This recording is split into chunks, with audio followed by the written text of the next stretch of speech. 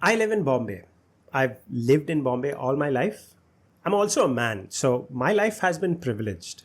I've not experienced molestation of any sort. I've not seen molestation of any sort. I've lived a sheltered life, and that's pretty much how Bombay has worked out for me. And then there's Delhi. There's stuff that happens there, and when I hear about the stuff that happens there, I begin to get agitated. We've all heard stories of Delhi and how unsafe it is for women. I talked to a friend recently and he said it's not really great for men either. And the most surprising thing about that statement is the fact that I have a friend.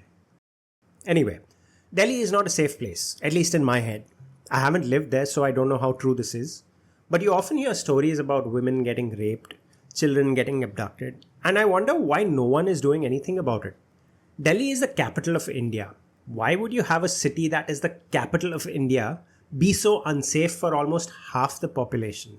And this very aspect of Delhi is the setting for Khauf, a horror story that deals with the troubles young women face while they're in the city. I consume a lot of horror on a regular basis, so I'm desensitized to most things scary, which is what happened to me as I watched this show. The show's supernatural and demonic elements, it didn't scare me. The ghosts, the witchcraft, the supernatural shit our protagonists find themselves in, that felt rather ordinary to me. What scared me though, what the show shows us in copious amounts, is the amount of hurt humans inflict on one another, how much harm men inflict on women, physically, emotionally. It's sort of terrifying thinking about all of this. And this show shows all of this horror quite beautifully. I don't know why I said beautifully. There's nothing beautiful about what's shown here. It's very disturbing. It's surprising how much of the show doesn't have supernatural horrors, how much of it is just ordinary men making life hell for women. We get to see ordinary women face the atrocities of patriarchy in this show. But I was a little annoyed by the fact that the show wasn't filled with horror trappings. And other than the actual social horrors that the film captures brilliantly, it didn't feel very horrifying. I like horror films. I like horror TV. I like horror stories. I don't know why. Maybe there's something wrong with me, but I like them. I love them.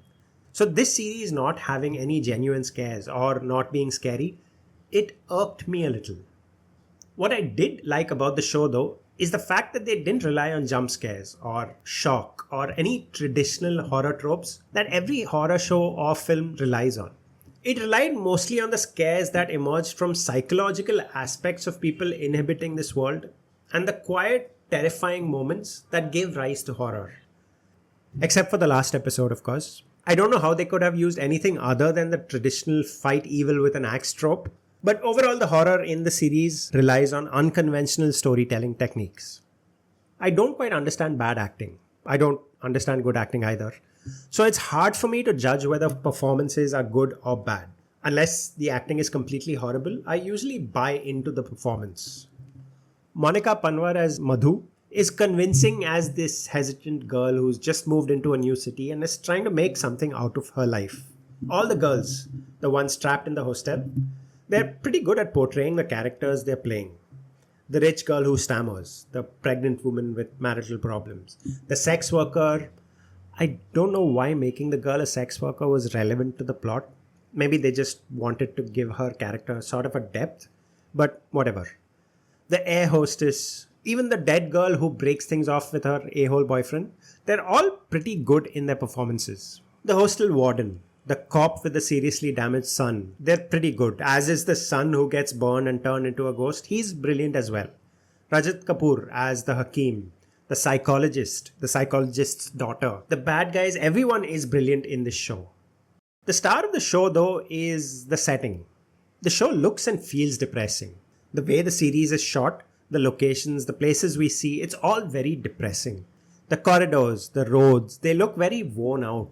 It feels like things should have been repaired or replaced 20 years ago, but they're still here. There are wires, so many wires binding the city to something wicked. There are narrow streets, overcrowded with people, walls in the streets that are dirty. The hostel itself, the hostel is deserted. It looks like the place hasn't been painted in a few years. The windows are all yellowed. There are cracks everywhere in the hostel, cement seeping out of these cracks. And the whole thing, this whole series, it's all drenched in such muted colors. The series feels depressing. There's one thing I didn't understand though. Towards the end of the series, I'm not quite sure if the evil spirit has left Madhu. We see her rapist afraid of a ghostly presence of Madhu in his room. And he either jumps off or is thrown off his room to his death. And then we see Madhu look up to the camera. And I don't know if the ghost is gone or it's still there. It's slightly confusing. And I suppose that's the intention, to leave viewers uncertain of what happened. And I suppose I can live with a little ambiguity in my life. Anyway, that's all I have for this episode.